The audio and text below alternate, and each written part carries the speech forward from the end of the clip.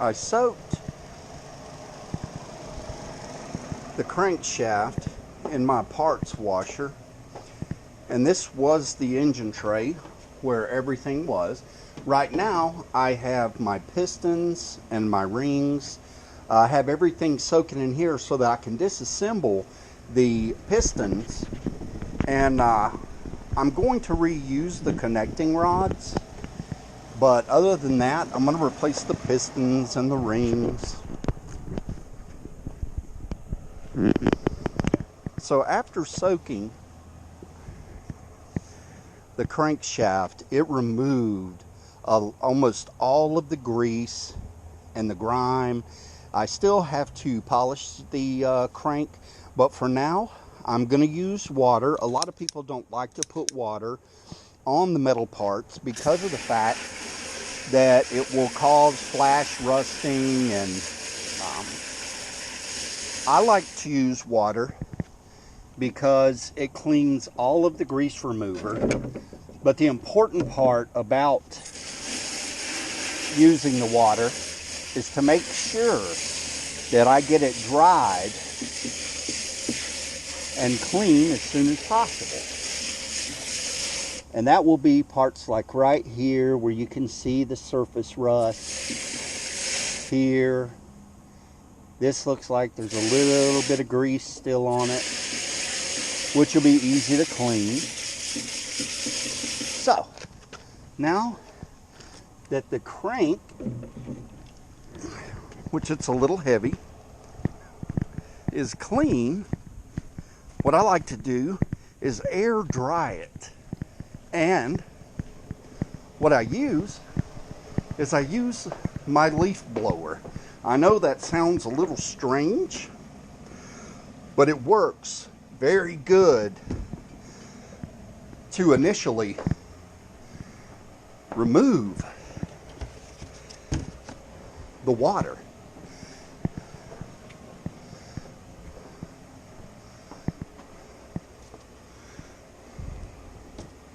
So what I'm going to do here is just use a cardboard box and I'm going to set a pad down. I'm going to grab the crank again.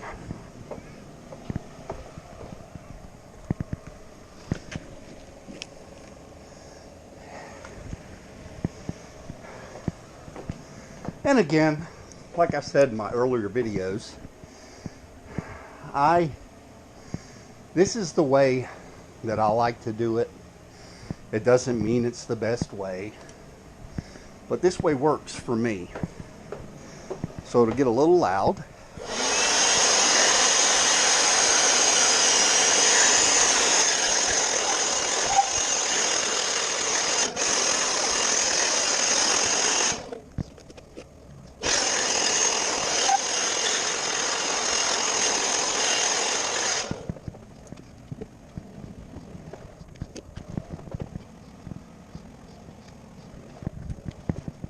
And now that the crank is mostly dry, I'm going to put it on my work table.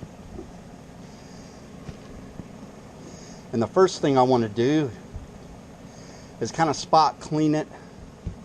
But I want to get some protectant onto the crank so that it doesn't flash rust so bad. And I can save this box to reuse it.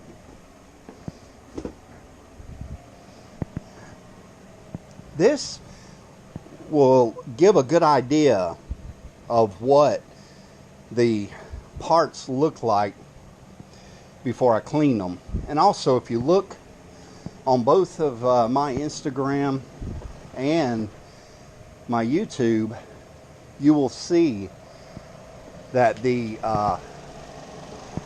I have all the engine internals before they were cleaned as well. So I want to shut my garage door to let the air conditioner kick in. Also, I want to point out, this is in real time, and look how fast that these parts start to flash rust. It's pretty amazing. But here we see, this is where the connecting rod bearings go. We want to make these surfaces very, very smooth. All of this has to go. We're going to get to that after we finish prepping the engine block. But I'll use something very similar to this just to initially get the rust off, and then we will use a series of sandpapers to clean the crank.